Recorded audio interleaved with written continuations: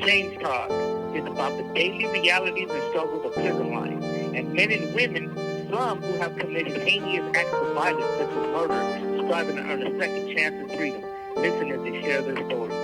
Hello, my name is Eric, and today I'm serving a sense of life without the possibility of parole, and I'm the host of the prison podcast Change Talk.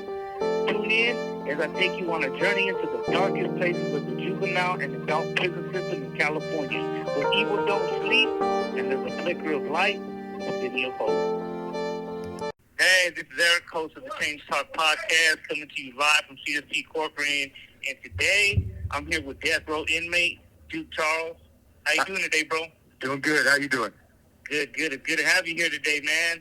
I have to say, for a person who spent more than 2 decades on San Quentin's death row, you look pretty preserved, man. What they got? Sound of life out there in the drinking water or something? What's going on, man? It's all mental.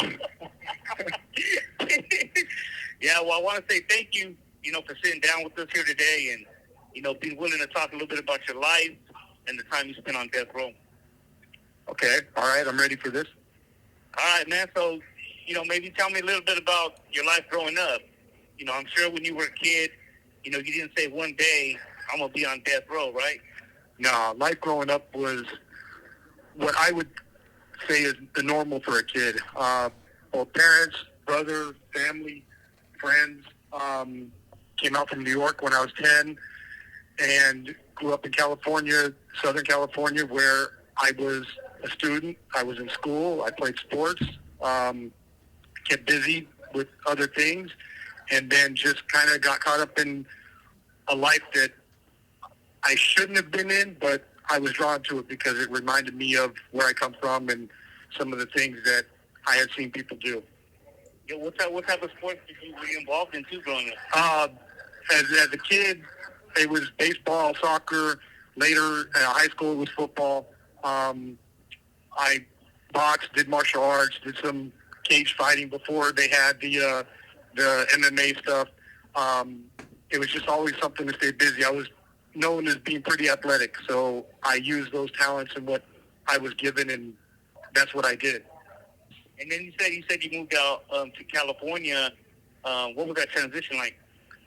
At first, it was rough, and you've heard my bio, and you've heard some of the things that I went through. But coming out here back in the early '80s, the kids out here had never really experienced seeing an Italian kid come from New York, and it was rough because I didn't really fit in. I talked different. I had an accent.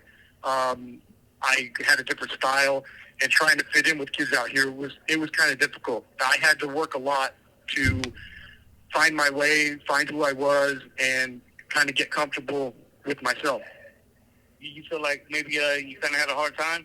Oh, definitely had a hard time. It was definitely hard to fit in, and just be able to be a part of what was out here at the time. And being good at sports did help me a lot, but even up through high school and everything, it was still kind of difficult. Right. And do you think that might have led to you acting out all in school or anything? Oh, definitely. I thought that I had to prove myself every single day. The ways that I had to prove myself probably weren't the smartest ways to do it, but I always felt like I had to make an impression and prove something to the people around me so that I would fit in with them.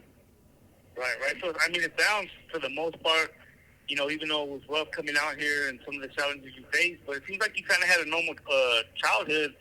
What do you think is what pushes you kind of like off the deep end to where you go into a negative lifestyle? I think being drawn to people that were something that I grew up with when I was a kid. And I think one of my biggest problems back then was I always tried to do what I thought other people wanted instead of what was best for myself. And one of the biggest issues I had was I listened to people who didn't really care or love me the way that my parents did. And instead of listening to the things that my parents expected me to do, I was doing things that other people wanted me to do. And I think that was something that really got me caught up. Once again, it's just trying to prove myself, trying to fit in.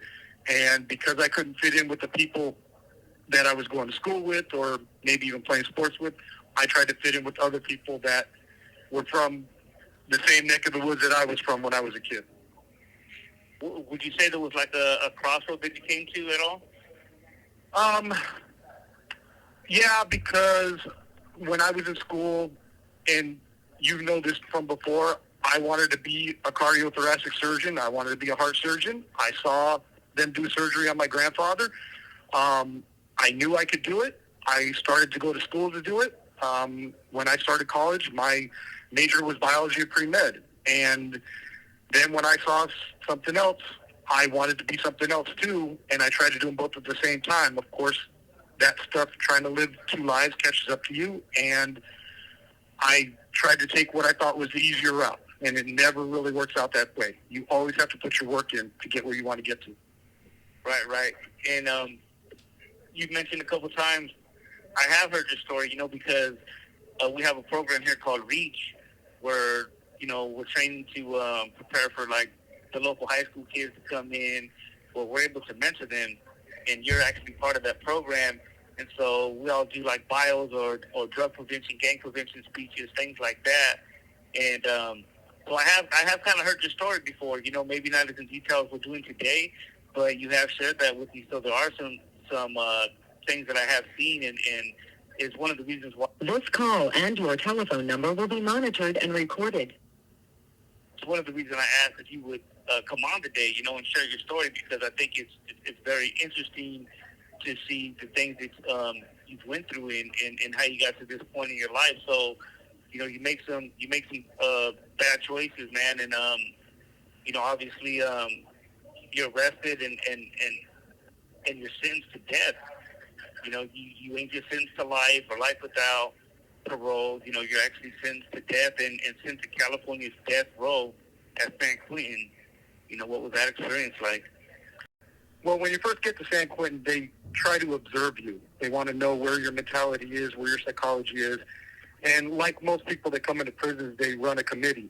And in San Quentin, and I don't know if this applies to all prisons, but where we were, because it was death row, we would have the warden sitting there, the associate warden there, a lieutenant, a sergeant, psychologist, counselor, and it was one of those places to where they were all sitting around a table, and you're at one end of the table, and they're all staring down their noses at you.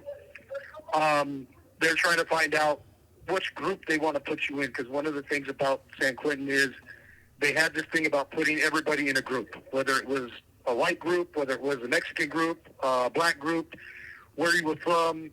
It was just their thing because it was more easily able. They were more easily able to control certain groups if they were in a group. When I walked in there, they didn't really know where to put me. And I had walked in there, like I had said, coming to San Quentin, I thought I had to prove myself. I had already had that attitude where I had lost all hope. So I had that I don't care attitude. I remember sitting in committee, and the associate warden was doing a lot of talking, and she was what I call a man-hating mountain of misery. And she was somebody who, no matter what you said, it was just This call and your telephone number will be monitored and recorded. And she was trying to explain some of the rules and introduce me to San Quentin and her ideas of what we were supposed to conform to. And I look back at it, and I wish I wasn't the way I was back then, but I was. And I had a goatee on my face, and she was trying to explain to me about grooming standards.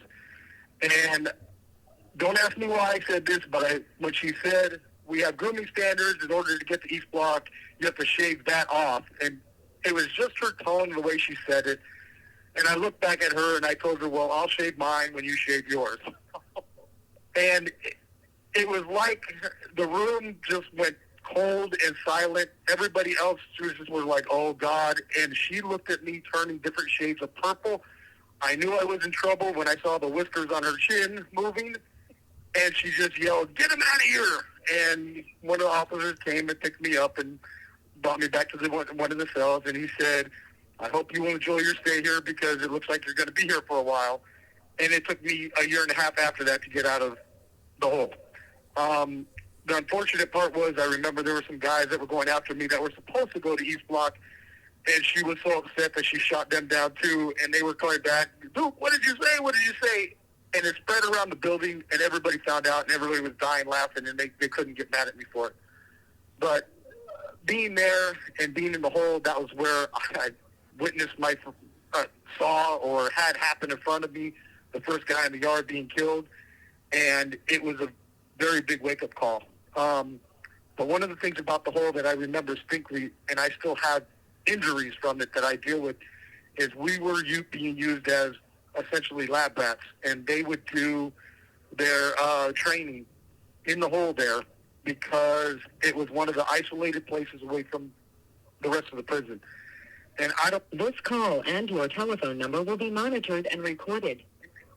And I don't know if anybody's ever had a stun grenade put in their cell while they're in it, but a concussion grenade, it just takes everything out of you. And those were the types of things that they were doing back then. The extractions were, whether you were in a group or not, you were getting extracted on certain days because they were trying to extract everybody to do searches or just to do training. We talked about some of the smells in East Block because it was all open.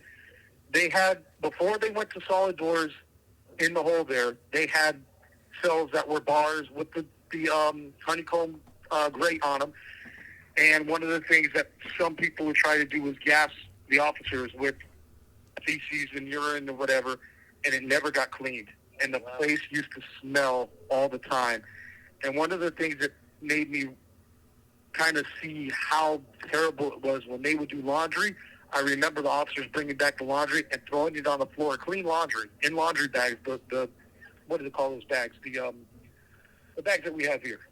What laundry bags? The mesh type laundry bags. Yeah. Wasn't in plastic. They were mesh laundry bags, and they're kicking these supposed to be already washed laundry bags across the floor through places that people have been gassed. And I said, oh boy, and that's why to this day I always do my own laundry. Right. So these were things that were happening back then and happened even after I left East Block. But it was when you get to why I left the hole. When you get to East Block, and I was talking about the first night in East Block, I laid down, I saw roaches on the ceiling. I never wanted to go back to the hole. So those were my choices. So that's what I chose to deal with, was I'd rather have roaches on the ceiling and guys yelling and screaming at 2 a.m. than go back to the hole there in San Quentin, because some of the things that they were doing to us and the guys, even after I left, I was hearing stories of even worse things happening. It was just absolutely terrible.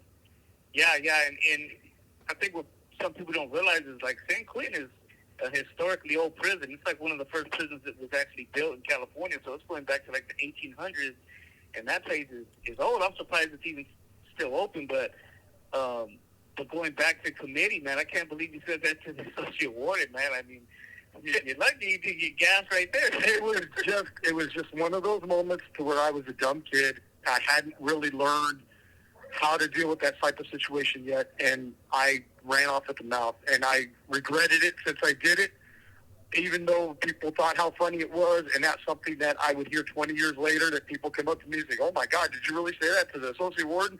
Like, yeah, I'm a dummy. But, yeah, you were talking about how old San Quentin was.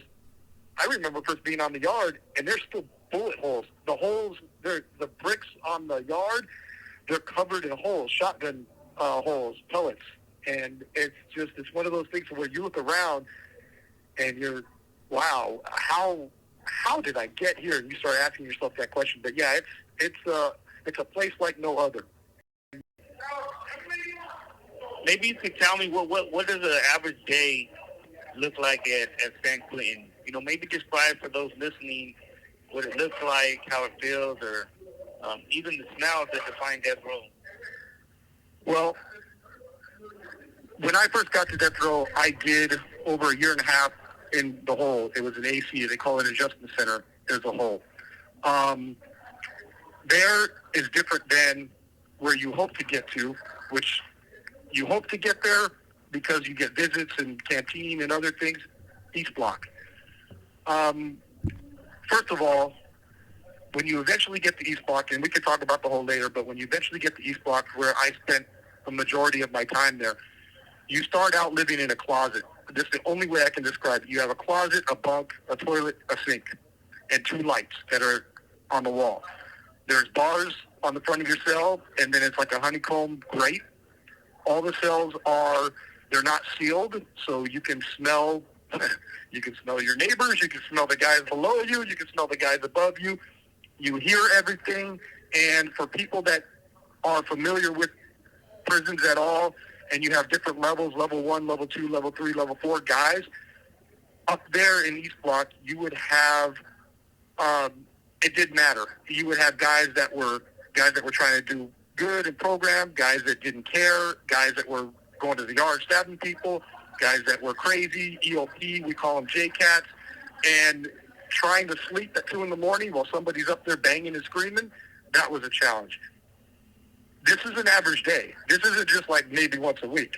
I mean, it was not fun. And I remember my first night when I went from the AC the hole to East Block, I laid down on a bunk and my ceiling was moving. And I turned on the light and it's roaches all up on the ceiling just roaming around. Oh, wow. Yeah, East Block was back in the turn of the century in the early 2000s. East Block was a mess. And when I first walked into East Block, one of the things that hit me was the smells and the dust. And it was never cleaned. It was terrible. The ventilation sucked. The windows were so dirty to where you just kind of walk in and you say, oh my God. This call and your telephone number will be monitored and recorded. And then, like I said, the roaches, the screaming, the banging, it was a madhouse. And people, you try to shut it off. You try to think of it in your cell like it's a waterfall. Like you're just in front of a waterfall and the waterfall is making noise and you're not paying attention to it. You're blocking it out. It was not easy. And after so many years, you just kind of got adjusted to it. The COs up there, it all depends who was up there working at the time. We went through a lot of different COs who some cared, most of them didn't. They just wanted to do their 8 hours and get out.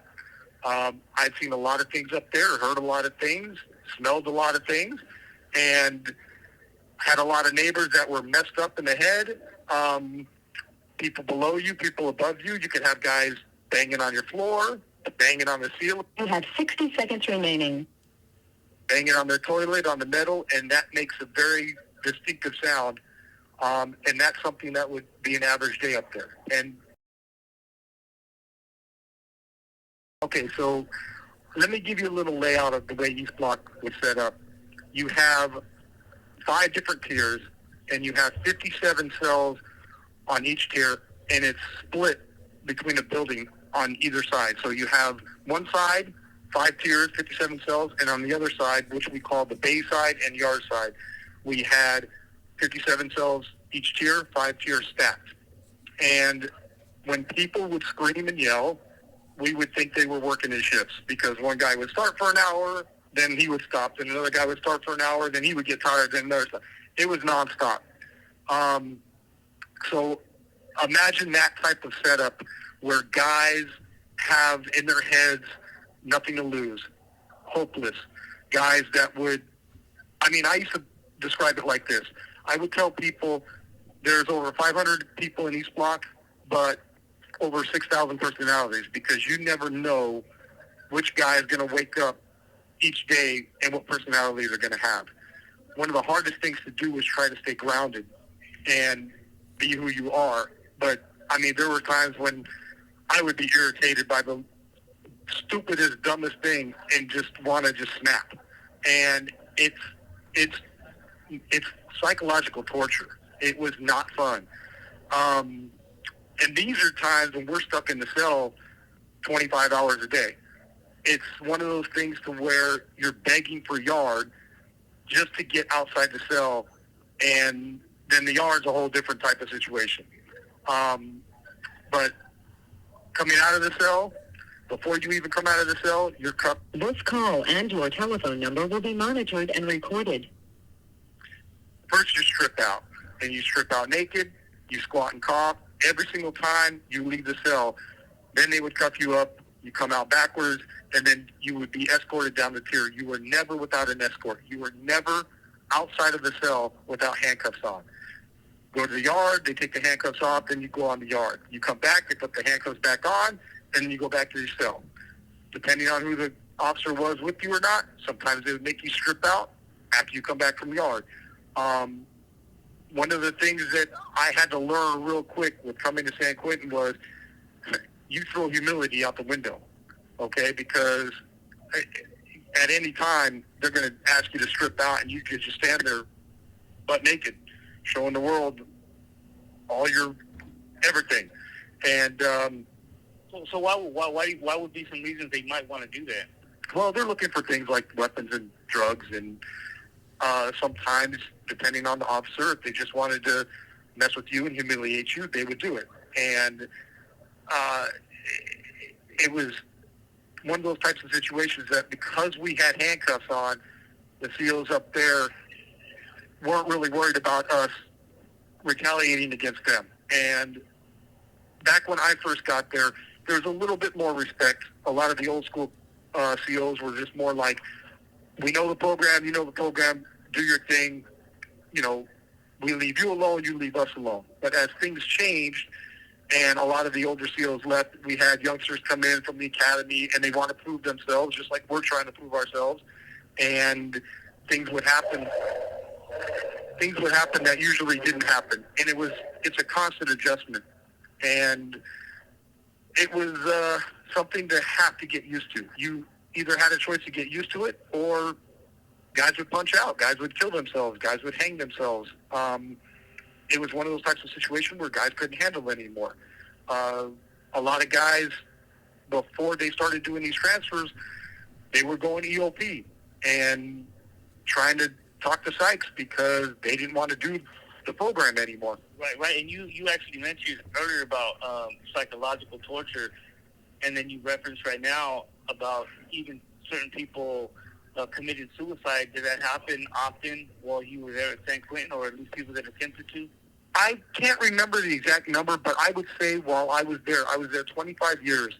And in the 25 years I was there, I would say, maybe 6 to 8, maybe even 9 or 10 guys had committed suicide one way or another.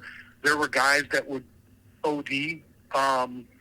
There was a guy that was next door to me. He was my neighbor, and I remember him clearly. And one day he hung himself. And I remember the SEALs coming by at night and hitting the alarm and having to go inside the cell and cut him down because he hung himself from a light back there.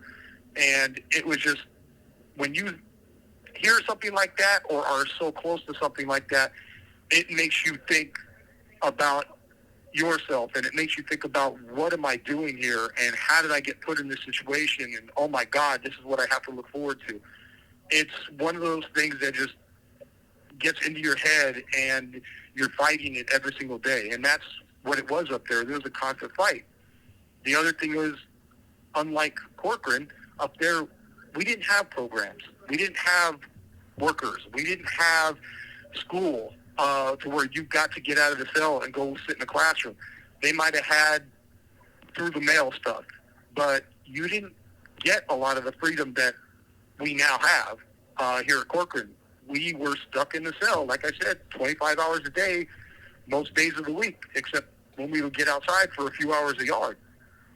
Right. And let's go back to the yard for a second, because you were kind of describing about going out there, being stripped down, searched out. What was the yard like? Like, what was the procedure of going to the yard? Was there people on the yard with you? Were you by yourself in the cage? I mean, what was that experience like? So they had a couple of different situations with that. If you were somebody that was always going to create problems, somebody that was either a victim all the time or somebody that was creating problems all the time, maybe you were still affiliated or something like that, they would normally stick you in a cage. And I had been in a cage for a while when I was in East Block, waiting to try to go to a yard, waiting for things to calm down, for people to let me go to a yard. Trying to go to yard from one cell to basically another cell, that was a joke. You never have contact with anybody else.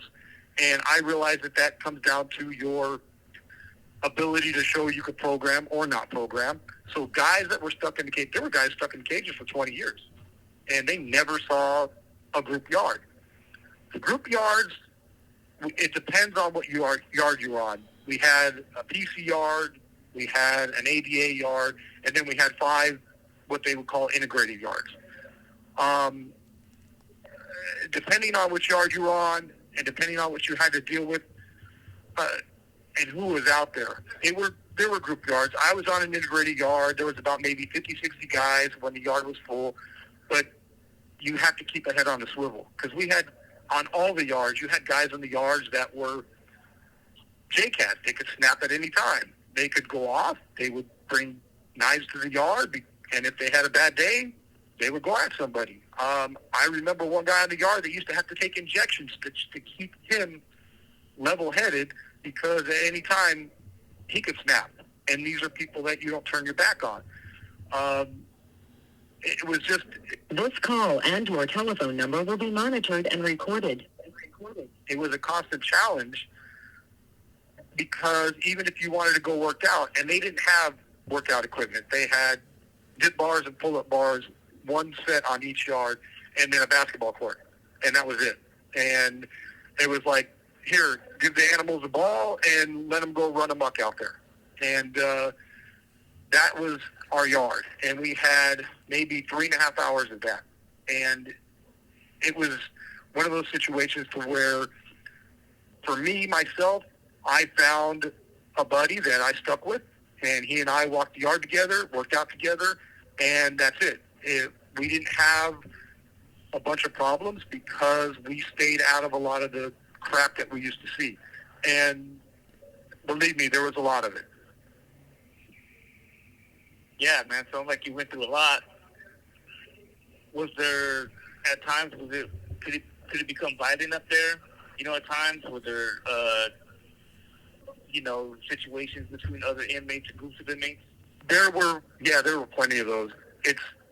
Those are things that you see them and you realize where you are and you try very hard. You try to put them out of your mind. When I first got to San Quentin and I was in the AC, when I was put on the White Southern Yard, I was out there 10 minutes and they had killed somebody. And I was 27 years old at the time, and I was just in my head just kept saying, damn, I cannot believe that this just happened. And later on, when I was in East Block, we were on another yard, and one of the other yards, we watched somebody get killed, and then later on, they tried to stab the guy that did that. And it was a constant thing of guys were stabbing each other, guys were going after each other. I don't know all the reasons. I don't care. You try to walk a line to where you're not putting yourself in that type of situation. But yeah, it was ugly at times. But it was like every day it was a new thing. There was always drama. And one of the things that used to happen, especially a lot in East Block, is if we were locked down or we missed a yard, that was more time for guys to get pissed off at each other while in the cells and then go out to the yard whenever there was yard and deal with it. It was like a buildup. And I know that a lot of the fields up there, sometimes if they could, they would intentionally try to stir stuff up just to watch us as animals out on the yard fighting with each other. It's one of those things to where every day there was something that was going to happen.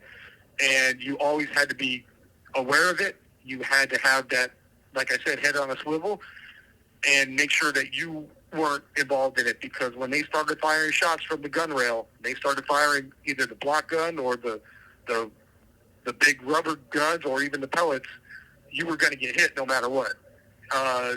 They weren't great shots when they were aiming for who they were aiming for, so usually the innocent bystanders got hit with something. And the pepper spray, they had pepper spray cannons up there, which they experimented with, and they would use them on us until they figured, okay, well, these are not working, but they still experimented on us with them.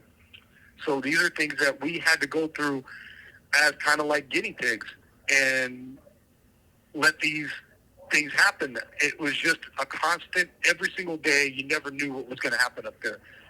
It was very few times to where everybody was in sync and there was peace. The only times when that would really happen is when we were having a regular program where yard was running every day, business were running, everybody was cool, there was peace. Those times were rare. Those times were the most enjoyable times. But in that situation, in that setting, just in that block, it never lasted long. It was, like I said, too many personalities, and you never knew how anybody was going to wake up the next morning. Right. Kind of seems like what you're saying is like peace was far in between. I want to shift gears for a second, and obviously you're on death row. While you were there, did you experience anybody executed during your time there in the 25 years you were there? If anybody knows, back in 2005, if anybody knows Tookie, who was very well known, I don't know if I want to use the word famous, but he was somebody who was trying to do the best he could to show people that just because we're on death row, we can do other things to help people. I know he tried to do a lot to get out there and help people. It didn't matter. The state still said they were going to kill him. And I remember the day before, I remember that night, and I remember the day after. The day before the execution, and we're all watching the news, we're hearing everybody talk about it. It's a somber mood. It's like it was quiet. It was 600 guys in East Block that were dead quiet. And guys were just keep to themselves, be with their own thoughts, and it became more real as the point of execution, as the time of execution became nearer, it became more real. The COs were calling everybody, yes, sir, no, sir, being things that you realize when somebody's getting executed up there is you start thinking about your own mortality. And when you're up there, because of everything else that's going on a constant daily basis, you're not really thinking about being executed at that moment. When somebody comes to the end of their, let's say, appeals, or they're up for execution, the other 600 people at that time that were up there, you start thinking about when is it going to be your time. And you start realizing that, oh my God, I'm sitting on death row. And I remember that the night when they were executing Tookie, and it was so quiet in East Block, and it had never been that way since I had been there. And you could hear a pin drop. And like I said, the COs, they were as nice and respectful as they had ever been. And it's a change in everybody. And you're looking at and feeling all these men around you, including yourself, that were all there. And at any time, when our appeals are up, they could execute us. You don't really think about it until it's happening. And that was a real somber moment. And then the next day, they don't run any programs. They don't want us out there. They don't want anybody grouped up. They don't want anybody talking about it.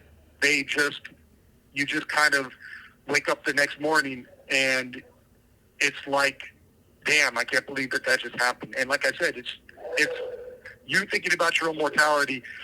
For myself, I just run through, it's like seeing your life pass before your eyes. You run through your life, and even though you're not the one being executed that night, for me, I still ran through my own life and what I did to get there, and realizing that I'm stuck. And that was a moment in my life to where if I had a time machine, I would want to go back and change things. But knowing that I couldn't, I realized I was stuck. And that's when you start thinking about, I could be next. And having that feeling and having that type of mentality where you cannot do anything about it yourself, you have no control. That's a very somber moment right there. Like I said, it's mortality. It's knowing that you're going to die. Yeah, I mean, I can just imagine when you talk about, you can hear a pin drop, and everybody knows, like in prison, when it's quiet like that, it's usually not a good thing. Whenever it gets quiet, even if it gets quiet on the yard, Something's about to happen. Something's about to happen. So I can just imagine, it sounds kind of eerie, like, oh man, and it is, right? Someone's about to be executed, and everybody's probably, like you said, feeling like I could be next. Hey, even the crazy guys that used to make noise, even they were quiet. That's when you know something big is happening or something big is about to happen. So, yeah, it's one of those moments to where it's a very, very rare thing, and that was my experience on that night when they executed him. And I believe he was the last person to get executed at that time. I think after that, I believe the governor had a moratorium, or maybe a little later had a moratorium, but I don't think... This call and your telephone number will be monitored and recorded. I don't think they had executed anybody else since then. I don't remember going through that ever again. I remember that there were guys that were close. I remember that there were guys that... I remember one guy that they had brought up there, and he was scheduled to be, but they brought him back. I think he got to stay, and they brought him back. But, yeah, that moment, those couple of days right there, those were probably one of the ones that stick in my mind, because I remember that as one of the moments to where it's just like, could be next. Yeah, and even as you mentioned it, I'm thinking about being, I think I was out at that time. This was like 2005? 2005, I believe it was. And, I remember even like Snoop Dogg and them were like campaigning and trying to stop the execution from taking place. And, it was a big old thing out there on the streets too. So I'm imagining that, and then imagining you were actually there. You're actually at San Quentin's death row, and sharing with us the experiences that you found. What happens is when that happens, you start hearing all the stories from the officers, the ones that are assigned to the death cell, that they talk about the death cell, walking somebody up there, and you start hearing all the stories of when it's your turn, this is what you're going to go. This is what you're going to have to go through. It's not just like if you get shot, or if you're out of the street and there's an accident and you die. It's like a build-up to you being killed, and nobody should have to deal with something like that. It's not a spur-of-the-moment thing. It's a big build-up, and that's something about death row that not a lot of people will understand. It's the build-up and the anticipation and the weight that you go through when people are talking about your life. And I get that other people will say, oh, well, you're there because of the victims that you made and everything. And I get that, and I understand that, and I feel for those people. But when you're put in a situation to where you're essentially put in a cell to wait to die, and you know it's coming, that's a whole different feeling than something happens spur in the moment. It's almost kind of like a little bit of a torture in a sense. Like it is. You're sitting in the cage just waiting, for your turn, and especially and every time that you see somebody else, you're experiencing it every time something else happens. So, shifting gears again, I wanted to ask, what made you decide to make changes in your life? What was the turning point in your life? For me, because of being there and wanting to prove myself, and when I first got there, there were expectations that people had of me, and I needed to prove myself to these people and show that I was worthy of them teaching, schooling, putting work in with and everything. What really changed for me is when I was over in East Block and I was kind of on my own, I started getting in touch with family. Well, they got in touch with me. They weren't giving up on me, and friends, and having that atmosphere to where now you have people in your life that know you, that care about you, that love you. And what really made it happen for me was when I would see guys come down from other prisons, San Quentin was like a stop that they would make before they would go to court. And when I was finding out that guys were coming down to San Quentin to go to court and essentially drop out of gangs or drop out of whatever type of setting that they were in, I was starting to ask the question, why are they dropping out? Why are they not wanting to do this anymore? And the responses I got was it was getting ridiculous. Everybody's in it for drugs. Nobody wants to have any type of camaraderie anymore. It's not the way it used to be. And I started to ask myself, why am I putting work in and bleeding for these same types of people? And I just kind of said, this is getting stupid. And the things that were expected of me, I was getting in trouble. I was getting myself searched a couple times a week. I was getting caught up in things that I normally wouldn't be doing, and I'm doing it for somebody else, not even for myself. And I just started to ask the question, what am I doing this for? And I'm doing the same stupid things here that got me here. When am I going to straighten up? When am I going to learn? And I finally turned a corner, and I said, you know what, I'm done.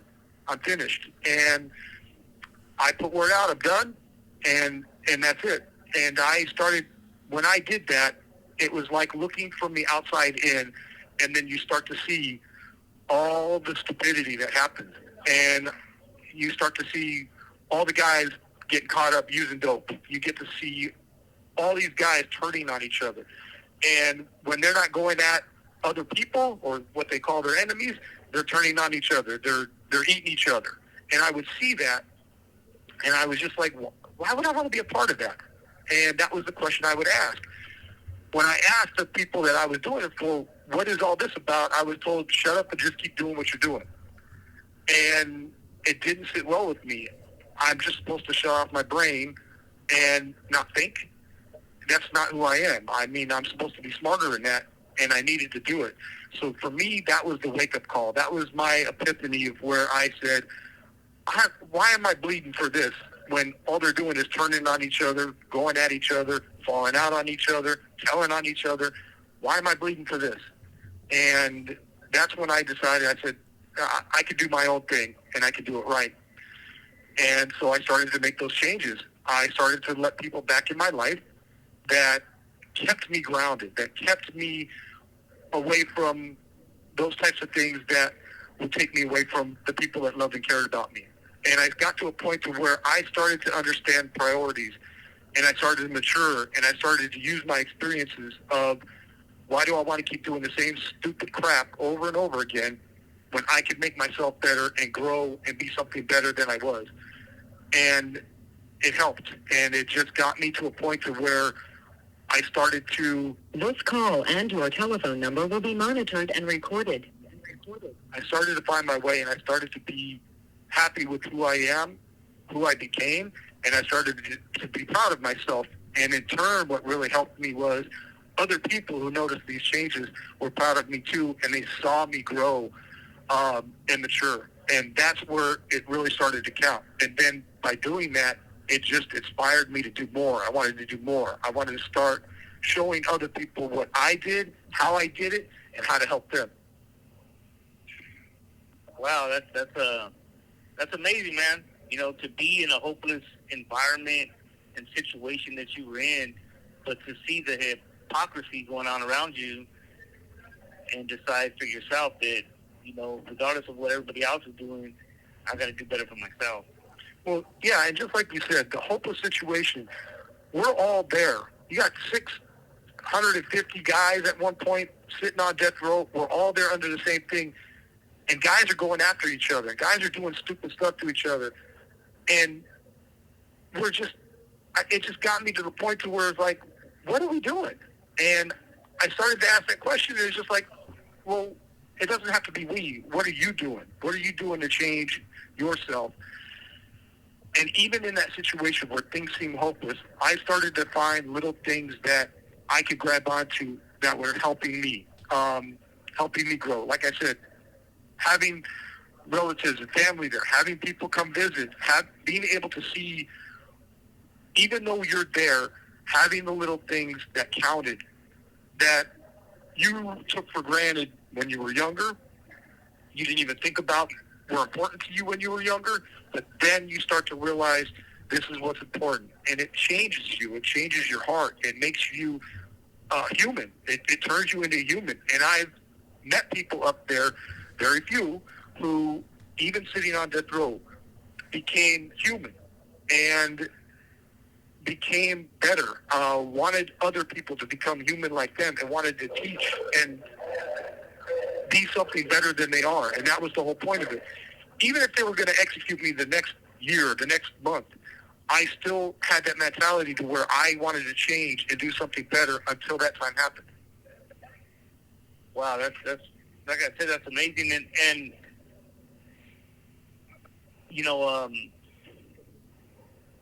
I wanted to touch on you're off death row, man. You know what I mean? How does that feel? You know, after 25 years of spending on death row, like, I mean, I get it. You're still actually a death row inmate, though, right? So they can take you back. But how does it feel to actually be outside of there and then here at Corcoran? Well, it's a shock to begin with, because when I walked into Corcoran and I walked into a building, I looked at the cops because I didn't have handcuffs on, and I was like, am I going to get rushed? What's going to happen? But I walked into the building, and I thought I walked into the Twilight Zone. Or You have 60 seconds remaining. I even turned around. I said, am I in the right place? They're like, it's you, right? I was like, yeah. And they're like, you're in the right place. I didn't know where I was.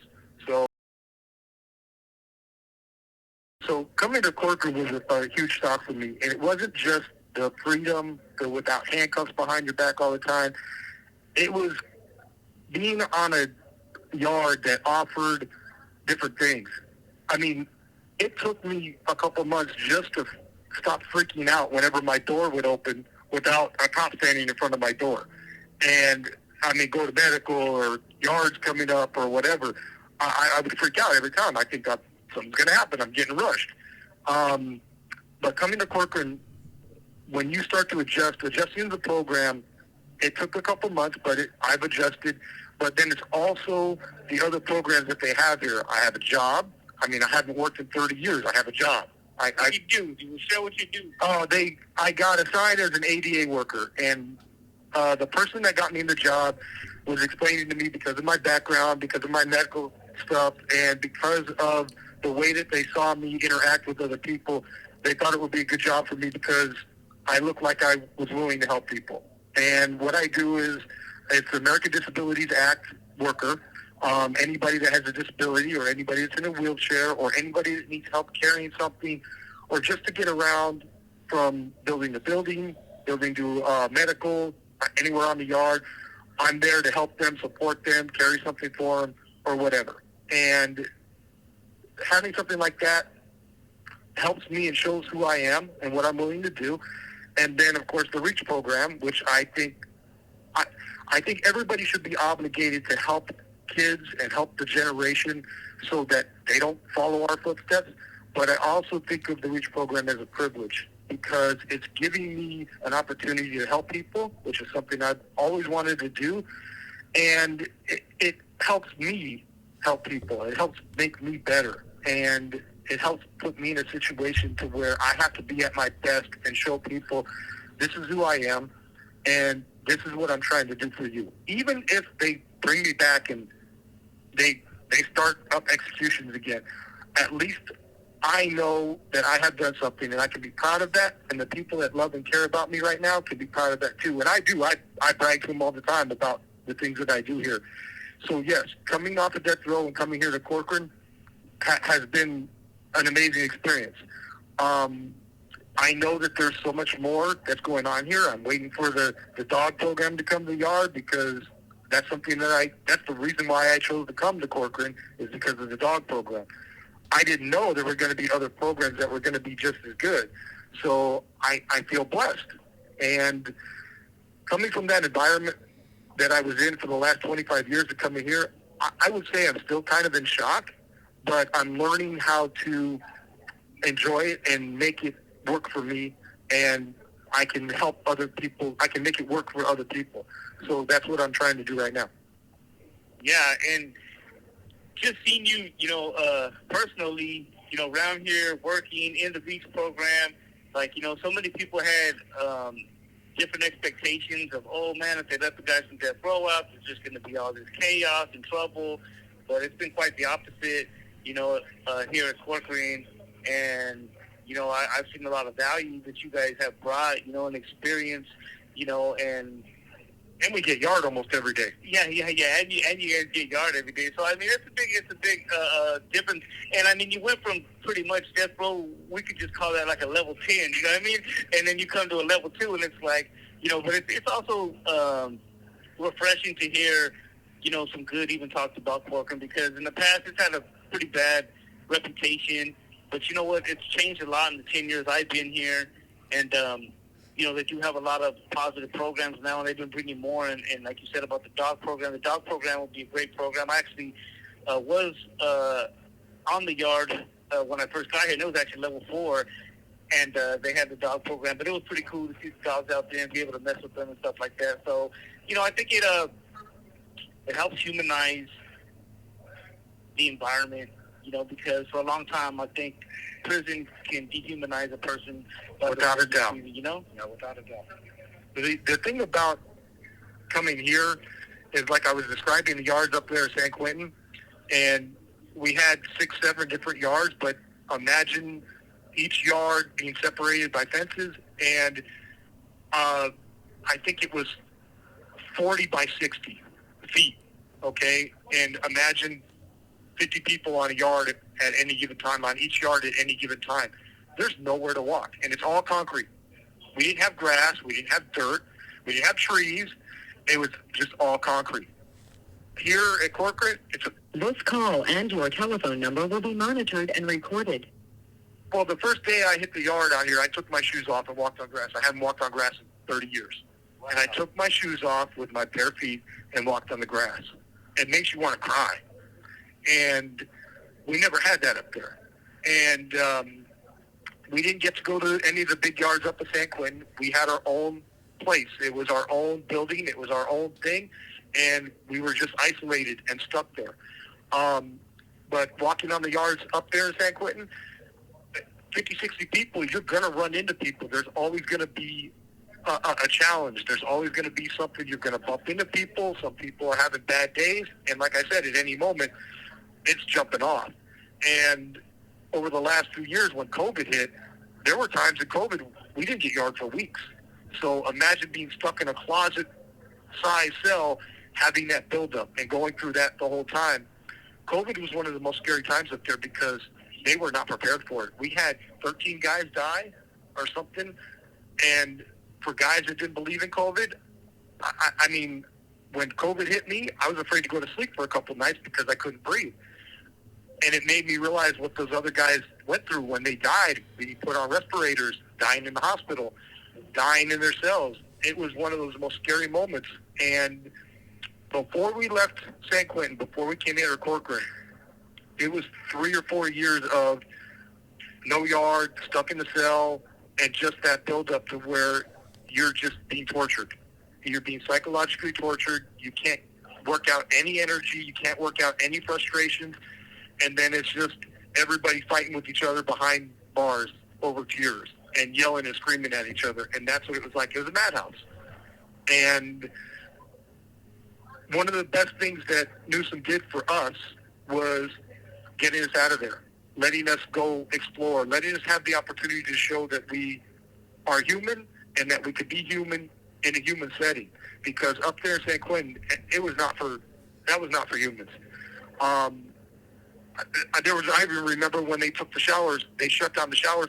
They were not letting us shower on the yard after working out on the yard. You come in dirty, sweaty, and they just did not care. It was just one of those things to where there was nothing we could do about it. And we just kept waiting for something to change. And Governor Newsom got us out of there. I know a lot of people were against it at the time, but it was one of the best things that happened to us because it gave us the opportunity to show the people that wanted to do something, the people that wanted to do the better things. It gave us the opportunity to show that we could, and that we, even there, had the capacity to grow, to want to do something better, and just to prove that we could do something better than what got us there. And Corcoran gave me that opportunity, and it's still giving me that opportunity. It's still giving me those chances. And like I said, one of the best things I did was join that REACH program. I've learned a lot about myself. I've learned a lot about other guys. And the group and the guys in there have been nothing short of amazing. The job, I mean, I haven't worked in 30 years. I'm out and every single morning, even on my days off, ready to work. I'm available. Call me. And I think you even said one of the CEOs even helped you with that. Yeah, one of the CEOs here helped me get that job. That's a contract, too. That's something that we're not used to dealing with. We're not used to CEOs actually helping us get better. we're used to COs just basically closing, locking the door, and say, "See you later," and that's it. If they even say that, so it's a whole different type of environment. It's a whole different contrast to what I was used to in the last 25 years. And even some of the guys that are here that came down here from death row, even their attitudes have changed. And I know the expectations of us were mostly negative. Guys didn't want to be around us. They felt because we had nothing to lose, we were going to be going off and making everybody uncomfortable. But you just try to do your thing. You just try to fit in. Like I said, adjusting to the program has been okay. Adjusting to the people is a little bit harder. That changes. But as long as you're doing your thing and you're doing the right thing, it is easy. So that's something that I have learned to do. It's something that I've go through here, and I just keep looking for more opportunities to do good things. That's awesome, man. I want to thank you for, coming on today and sharing your story with us. And I look forward to, things that you're able to continue to accomplish. And, I really do hope that, at least for certain individuals that have came out and have showed that they have made those changes, that they'll get a second opportunity, possibly maybe even close death row. I don't know. Maybe there are some people I think that probably do belong there. But I do believe if you've made the changes in your life and, you're working towards that, then they should give you a second opportunity, at least take that off and see what happens from there. Yeah, I agree with that. And like you said, and I hate to say it this way, but there are some people that belong in certain places. But I think most people, if you give them the opportunity to show what they can do and you give them the chance, just like I'm being given today, they can embrace it and do something good with it. And for me, this is my opportunity. Maybe there's more coming, but I'm doing with what I have now. Absolutely. And we're winding down, we're coming to the end, but maybe you can leave us with a couple words of encouragement, maybe to some youngsters out there that might be tuning in, or anybody that might be going through something right now. So I'll share with you something that I learned while sitting on death row. And this is something that I wish I knew back when I was a kid. I learned God gives each and every one of us the ability to take at least 7 seconds to think before we make changes that can affect our lives, life-changing decisions.